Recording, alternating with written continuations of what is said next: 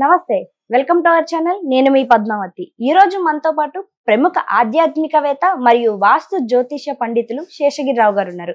ఆయనతో మాట్లాడి మరిన్ని విషయాలు తెలుసుకునే ప్రయత్నం చేద్దాం. మీరు కూడా చూసేసేయండి. నమస్కారం గురువు గారు. గురువు గారు, 28వ తేదీన శని త్రయోదశి వచ్చింది.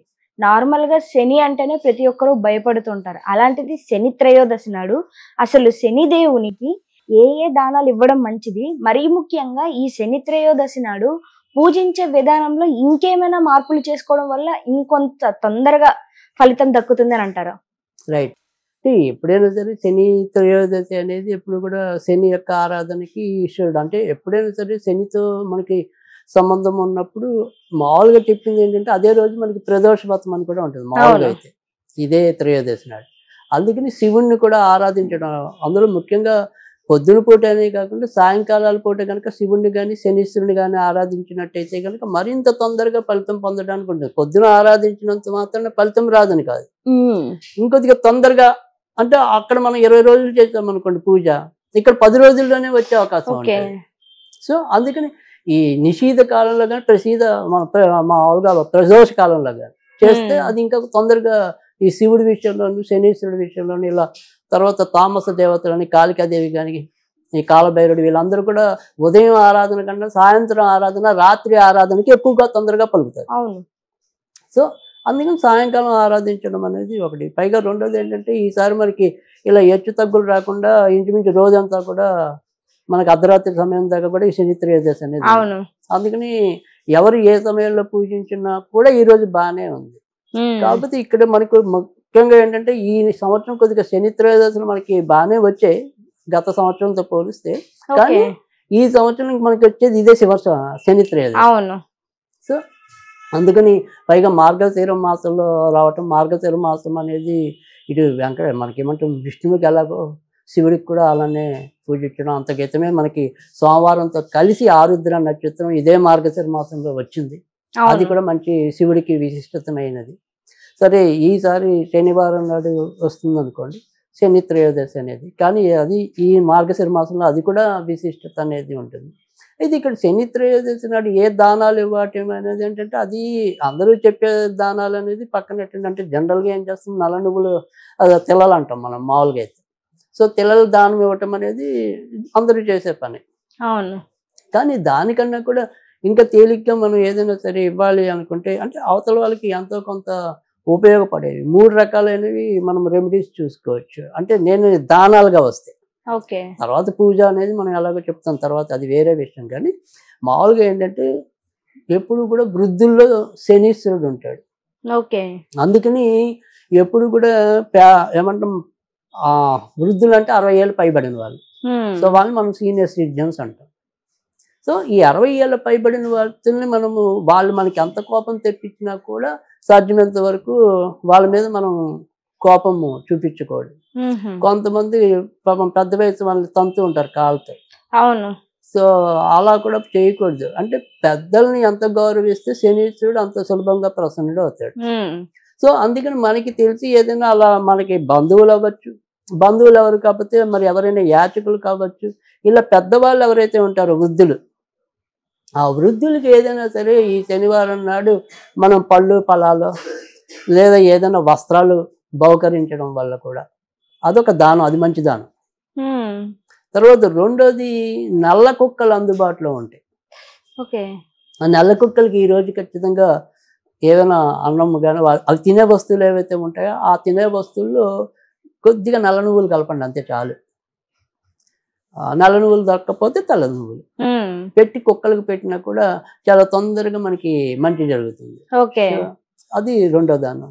సో మూడో దానం వచ్చేప్పటికి ఏంటంటే ఇది ఎలాగో మనము గొల్లల వాటి దగ్గర ఎవరైనా సరే, ఇప్పుడు శీతాకాలం కదా, ఇలా బాధపడుతున్న వాళ్ళు ఎవరైనా ఉంటే, చలికి బాధపడుతుంది మీకు ఎక్కడైనా సరే, బయట రోడ్డు పక్కన ఉన్న వాళ్ళైనా సరే, అలా తెలిస్తే వాళ్ళకి ఏదైనా సరే నల్ల రంగు దుప్పటి బాగుంటుంది. ఏ రంగు పడితే ఆ రంగు కాదు, కొద్దిగా నల్ల రంగు ఎక్కువగా ఉన్న దుప్పటిని చూసి వాళ్ళకి గనక బహుకరించినట్టయితే తప్పకుండా శని చాలా శీఘ్రంగా మనకి ప్రసన్నుడు అవటం అనేది ఉంటుంది. అందుకని ఈ 3 పద్ధతులు చాలా తేలిక. అంటే దానాలంటే ఈ తెలాదానం ఇలాంటివన్నీ కంటే కూడా ఇది డైరెక్ట్ దీనివల్ల మనకి ఇంకా ప్రత్యక్ష ఫలితం అనేది ఉంటుంది. అవతల వాళ్ళకి ఎంతో కొంత సంతృప్తి చెందితే మనం సంతృప్తి చెందుతాం. సో అందుకని ఇక్కడ మనకి రెండోది ఏంటంటే, అక్కడ పిల్లలు దానం పట్టడం అంటే అవతల దానం తీసుకునేవాడు అర్హత ఏంటి అనేది మనకి తెలియదు. అవును. సో ఇక్కడ మనకే తెలుసు కదా, పేదపాడు రోడ్డు పక్కన ఉన్నాడు, చలికి బాధపడుతున్నాడు, మనకే తెలుసు. సో అందుకని ఎవరికైతే ప్రత్యక్షంగా అవసరం ఉందో వాళ్ళకి సహాయపడుతున్నాం కాబట్టి ఇందులో ఉండే సూక్ష్మతనం ఏదైతే ఉంటుందో అది తొందరగా భగవంతుడు గుర్తించడానికి ఉంటుంది. ఓకే. సో దానివల్ల మనకి తొందరగా మేలు జరగడానికి ఉంటుంది. సరే, ఇక శని త్రయోదశి అంటే మనకి శని ఎలాగో అందరికీ తెలిసిందే కదా. శని ఏమంటాం, సూర్యుడు యొక్క మారు భార్య కుమారుడు. అవును. అందుకని రవికి శనికి పడకపోవటం అనేది జరుగుతుంది. తర్వాత ఇటు శని ఏదైతే మరి శివుణ్ణి కూడా కొద్దిగా ఇబ్బంది పెట్టి చెట్టు తలల్లో దాక్కునేలాగా చేశాడని చెప్పి, ఆ తర్వాత శివుడు చూసావు నన్ను ఏం చేయలేకపోతే, నేను నిన్ను పట్టుకున్నా కాబట్టి నువ్వు చెట్టు తలల్లో దాక్కున్నావు అని చెప్పి మనం పాత రోజుల్లో విని ఉన్నది. కానీ శనీశ్వరుడు అనడానికి అదే రీజన్. సో గ్రహాల వరలో కూడా ఇలా ఈశ్వరుడితో పోల్చింది ఉండదు. ఈయన్ని శనీశ్వరుడు అంటాం ఎందుకంటే ఈశ్వరుడిని సైతం ఇబ్బంది పెట్టడం. అక్కడే అదే రోజు శివుడు కూడా ఈయనకి వరం ఇచ్చాడు, నీ రోజు ఏదైతే ఉంటుందో అంటే ఈ శనివారాలు కానీ ఇలా శని త్రయోదశుల నాడు కానీ ఎవరైతే శివుణ్ణి పూజిస్తారో వాళ్ళ జోలికి వెళ్ళకని చెప్తాడు. సో అందుకని శివుడు ఆరాధన అనేది కూడా ఇదే రోజు ఇంపార్టెంట్ అనేది ఉంటుంది. అందుకని మనం చేసుకోగలిగితే ఇదే శని త్రయోదశి నాడు శివుడికి అభిషేకం చేసుకున్నా కూడా చాలా మంచిది. సరే, తైలాభిషేకం అనేది ఇందాక ఎలాగో చెప్పాం, అది శనికి చేస్తాం. సో అది ఆ రకంగా మనం శనిని ఆరాధించడం. తర్వాత ఇప్పుడు జాతకాల రీత్యాలోకి వచ్చేప్పటికి ఏంటంటే, ఇక్కడ మనకి ఇప్పుడు ప్రస్తుతం అయితే కనుక కర్కాటక రాశికి అష్టమ శని ఉంది, వృశ్చిక రాశికి అర్ధాష్టమ శని ఉంది, తర్వాత మకర కుంభ మీన రాశులకి ఏలినాటి శని ఉంది. కనుక ఈ 5 రాశుల వాళ్ళైతే తప్పనిసరిగా కొలవలసిన పరిస్థితి అయితే ఉంది. తర్వాత రెండోది ఏంటంటే వృషభ రాశికి తులారాశికి కొద్దిగా ఇప్పుడు ప్రస్తుతం ఉన్న పొజిషన్లో ఈ వృత్తి ఉద్యోగాల్లో ఏవైనా సరే కొంతవరకు చికాకులు ఏర్పడుతూ ఉండటం, వీళ్ళకి రావాల్సిన గుర్తింపు గౌరవాలకి ఎవరో ఒకళ్ళు అడ్డుపడి కొంత ప్రతిబంధకంగా తయారవటం, తర్వాత ఇలా స్వల్పమైన అనారోగ్యాలు ఉంటాయి. కనుక యాతావాత ఇంచుమించుగా మనకు ఒక 5 రాశులు వచ్చాయి, ఒక 2 రాశులు వచ్చాయి, 7 రాశులు వచ్చాయి. సో 7 రాశులకి అయితే తప్పనిసరిగా ఎంతో కొంత ఇప్పుడు ఈ శని ఆరాధన అనేది చాలా అవసరం. కనుక ఇందాక మనం ఏదైతే చెప్పిందో ఒక చిన్న మంత్రం, ఓం శం శనేశ్వరాయ నమః, ఓం శం శనేశ్వరాయ నమః, ఓం శం శనేశ్వరాయ నమః, శనేశ్వరాయ నమః, నేకి అయత్వం శనేశ్వరాయ నమః, సాకి చ శనేశ్వరాయ నమః. ఇది చదువుకోవాలి. ఇది 108 సార్లు చదువుకోవాలి. ఒకవేళ ఇది చదువుకోకపోతే దీనికి మనకు స్విచ్ వర్డ్ ఉంది. ఇది పడమల్లో కూర్చోవాలి. మనము పడమల్లో కూర్చుని blue light, blue light, blue light అంతే. సో ఆ రకంగా 108 సార్లు చదువుకోవాలి.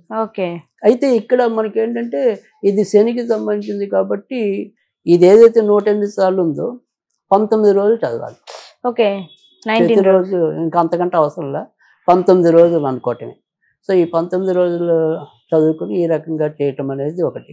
తర్వాత ఇంకా తేలిగ్గా ప్రసన్నం అవ్వాలి మనకంటే. ఇప్పుడు సపోజ్ చాలామందికి ఇప్పుడు మనం ఈ రాశులతో సంబంధం లేకుండా ఎవరికైతే తరచు వాళ్ళు చేసే పనుల్లో ఆటంకాలు ఏర్పడుతూ ఉన్నాయో, సో తేలిగ్గా అనుకున్నది కూడా అది వాయిదా పడుతుందో, సో ఇలా బేరాలు ఏవో పెడతాం, ఇళ్ళకి బేరాలు, అవి ఎప్పటికప్పుడు ఇవాళ అవుతుంది రేపు అవుతుంది అనుకుంటే అవ్వకుండా ప్రొలాంగ్ అవుతూ ఉండటం, ఇలాంటివి ఏవైతే ఉన్నాయో ఇలా రకమైన సమస్యలు ఏవైతే ఉంటాయో వాళ్ళకి పోవడానికి ఏంటంటే ఇంకొక చిన్న రెమెడీ ఏంటంటే, ఏదైతే ఈ శని త్రయోదశి నాడు ఒక 8 రావి ఆకులు తీసుకురావాలి.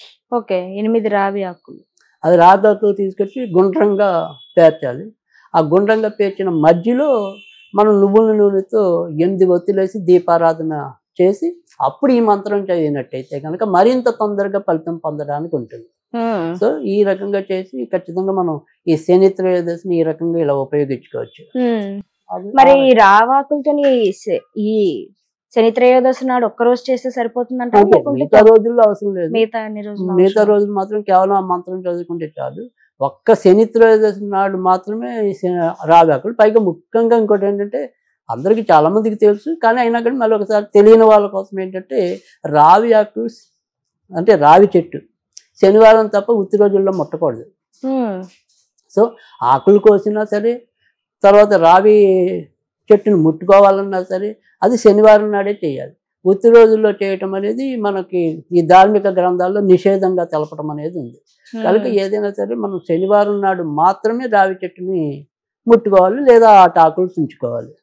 సో అందుకని మిగతా రోజుల్లో పనికిరాదు కాబట్టి ఖచ్చితంగా ఆ ఒక్కరోజు చేస్తే విమోచనం దక్కించుకుంటానని నేను కూడా మనస్ఫూర్తిగా కోరుకుంటున్నాను. ధన్యవాదాలు.